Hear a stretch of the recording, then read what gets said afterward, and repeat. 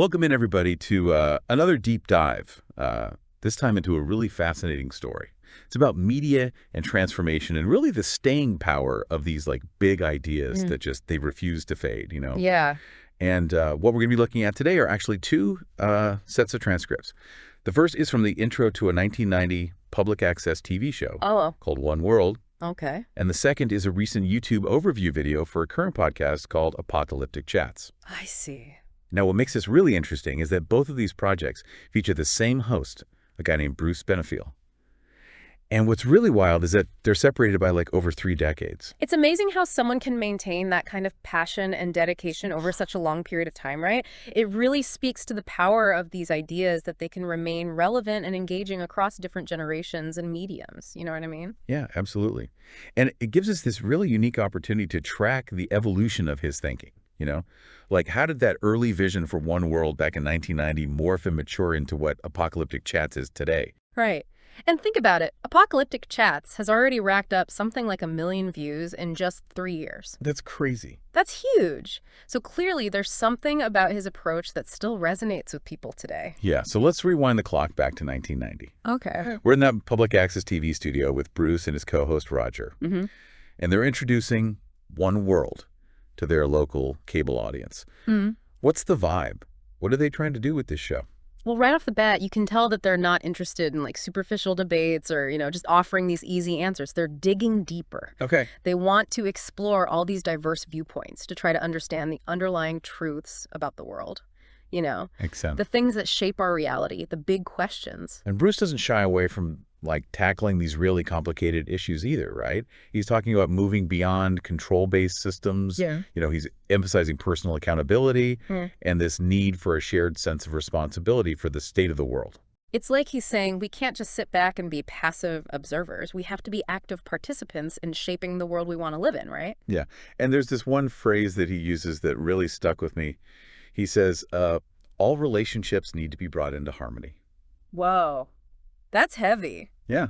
I mean, think about that for a second. Like all relationships, every single one needs to be brought into harmony. What does that even mean? Right. It's a big statement. It is. It's suggesting that all the conflict and all the disharmony we experience in the world stems from this fundamental lack of understanding. We fail to see how interconnected everything truly is. It's a concept that pops up again and again in both One World and Apocalyptic Chats. Yeah, and to really grasp where this drive for harmony comes from, like what's fueling that, we need to hear Bruce's own like origin story. And he shares this pretty pivotal experience in this first episode. Yeah, he does. He talks about having this emotional breakdown in college, like a full-blown crisis moment, where he's literally crying out for guidance, for truth. And what happens next is, it's pretty transformative. So he describes like being catapulted into this white light, right? This feeling of everything and nothing all at once. Yeah. And then he's shown this sphere of pinpoints of light, all surrounded by this deep indigo color. It sounds almost like an out-of-body experience, And according to the voice in this vision, each of those points of light represents a person that he's meant to connect with and work with to facilitate this new world administration. Wow. I mean, it sounds like a scene straight out of a movie, right? It does. But he takes it seriously. Yeah, but here's the thing. He doesn't just like blindly accept this vision as like the gospel truth. No. He digs deeper. He goes and does research on near-death experiences and compares what he saw and felt to what other people have reported. That's interesting. So he's trying to like validate his experience, right? Yeah, it seems like he wants to test this truth that he's been given to make sure it's more than just a subjective experience. Which makes sense. It shows a real commitment to like grounding his beliefs in something tangible. Yeah, and he even contrasts his approach with what he calls the warm fuzzies approach to spirituality. I get that. Where it's all about feeling good, but not necessarily about taking action. Right. It's about like walking the walk, not just talking the talk. Exactly. For Bruce, it's not enough to just have these nice feelings. He's driven to actually make a difference in the world. I like that. It's about putting those beliefs into action. Yeah, and One World becomes like his platform for doing just that, for exploring these huge ideas and engaging with all these different perspectives. Yeah. And his scope is ambitious. I mean, he mentions wanting to delve into metaphysics, socioeconomics, political systems, Yeah. human services. Like, he's taking this holistic view of how everything fits together. So he's not just looking for guests who are going to agree with him, right? He wants people who are going to challenge his thinking and offer different viewpoints. Yeah, he's very specific about that. He says he wants experts who have done their homework, Right. people with doctorates and actual real-world experience. It seems like he's really intentional about the credibility and the wisdom of the people he's bringing on the show. It's like he's curating a space for deep, meaningful conversation based on knowledge and experience. Exactly. He wants more than just abstract theories. He wants people who have tested their knowledge in the real world. Makes sense. And it's interesting how this focus on experience ties back to his own journey. Oh, His willingness to put his own beliefs up for scrutiny and constantly test them against reality. It's refreshing to see that kind of humility. It is. It's a recognition that learning is an ongoing process, and we should always be open to refining our understanding of the world. Which is a really important reminder in today's world, Especially today. where we're constantly bombarded with information from all sides. Exactly. Yeah. How do we filter through all the noise and figure out what's actually true and what's not? It's a good question, and one that I think we'll continue to explore as we dive deeper into Bruce's story. But first, I think it's time to fast forward a bit and talk about how One World transitioned into Apocalyptic Chats after this 30-year hiatus. Yeah. It's a pretty wild ride. Yeah, lay it on me. It's pretty amazing, right? I mean, after 30 years. Yeah. So it turns out it was actually Bruce's wife who saw this like untapped potential in these ideas, Okay. And she encouraged him to revive One World in this new podcast format. Oh, wow. Yeah, she really recognized how these conversations could resonate with like a whole new generation. Especially in today's world. I mean, it Yeah. makes sense, though, right? Like, the world's gone through some pretty crazy changes in those 30 years, and people are hungry for answers. Yeah, and she was definitely onto something because, as we mentioned, Apocalyptic Chats, which has that great subtitle, Uncovering Knowledge, Yeah. has just exploded in popularity. I mean, over 1 million views in just a few years. That's a testament to her vision, right? Yeah. Yeah, totally. And it's wild how closely the themes of Apocalyptic Chats echo the ideas Bruce was exploring back in 1990 on One World. Yeah. Like that desire for understanding, for connection, for building a more harmonious world. It's all still there. Like a timeless message. Right, just reframed for a new audience. Exactly. Yeah. And speaking of reframing, I think it's important to acknowledge this kind of unique aspect of Bruce's story. Okay. His transition to using the name Zen during the original run of One World. Oh, yeah. It's almost like he's shedding his old identity, right? Embracing something new that aligns more closely with his evolving worldview. It's interesting. It makes you wonder what kind of internal or external forces drive us to make some profound shifts in our own identities, Yeah. Like, what is it that makes us want to reinvent ourselves? Yeah. Like to shed those old labels and embrace a new way of being. You know what I mean? Totally. And speaking of challenging conventions, let's talk about Bruce's vision for a global community. It's a theme that runs through both One World and Apocalyptic Chats. And it's especially interesting to see how it was already present back in 1990. Right before the internet really connected us all. Exactly. Like he was ahead of his time in a way. It's true. He talks about this need to share cultures and beliefs, to see the world through each other's eyes, and not with judgment or criticism, but with a genuine desire to understand. He even uses the example of the Berlin Wall coming down as a sign of progress toward this global community. Wow, so he was really tuned in to the global shifts that were happening at the time. Yeah. It's fascinating to see how those early insights into the power of connection have continued to resonate and become even more relevant over time. It's like he tapped into this universal longing for unity and belonging, this deep-seated human need to break down the barriers that separate us. And that brings us to another key theme in Bruce's work: the importance of personal growth and transformation as a pathway to creating a better world. Makes sense. He talks a lot about the need to walk the talk, Right. Not just getting caught up in abstract ideas. Exactly. Or those warm fuzzies. Yeah. But to actually embody the principles we believe in. Right.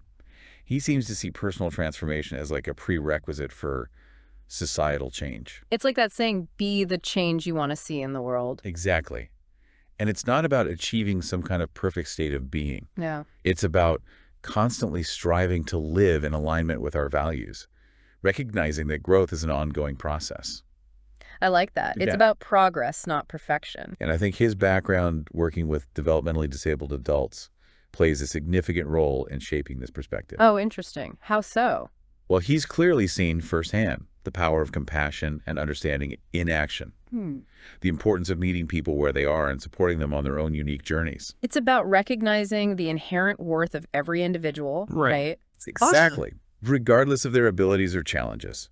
And this translates into his broader worldview, Okay. his desire to break down barriers and create a more inclusive society. That's powerful. He challenges us to look beyond our own limited perspectives. Right. To step outside of our own little bubbles. Exactly. To see the world through the eyes of others. To recognize that we're all interconnected. It's about expanding our consciousness. And this is where his strong condemnation of criticism and judgment comes in. Oh, yeah. He sees those as like obstacles to understanding and connection.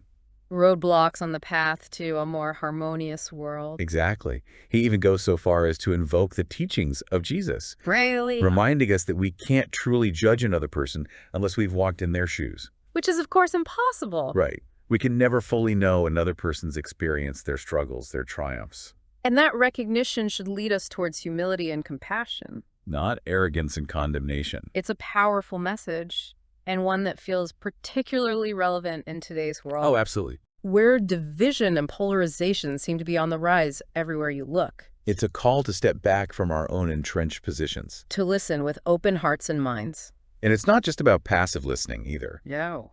Bruce emphasizes the importance of engaging in dialogue, Okay. sharing our own perspectives, while being open to hearing and learning from others.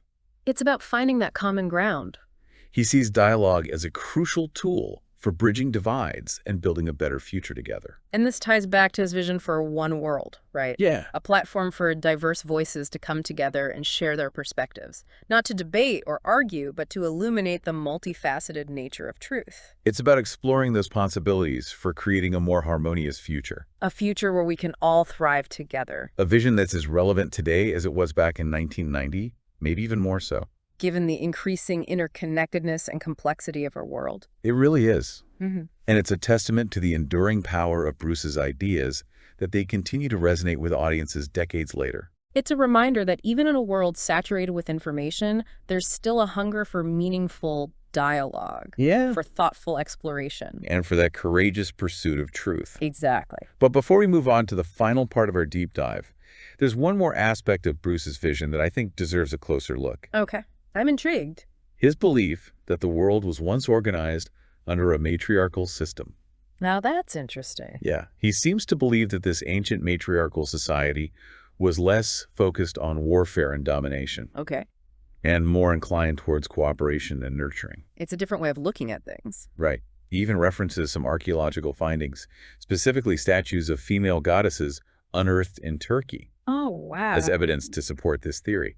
It's clear that this idea holds a lot of weight for him. It does. He sees it as a potential model for a more peaceful and harmonious world. Exactly. A world that values empathy and collaboration over aggression and competition. It's a compelling vision. And he seems to suggest that by reclaiming and embodying these feminine principles, Okay. we can create a more just and equitable society. It's a bold concept. It is. It's a thought-provoking idea that challenges a lot of our ingrained assumptions about power and leadership. Right. It raises questions about the nature of gender roles, the impact of cultural narratives, the potential for alternative models of societal organization. It's a conversation that we could probably spend hours unpacking, Definitely.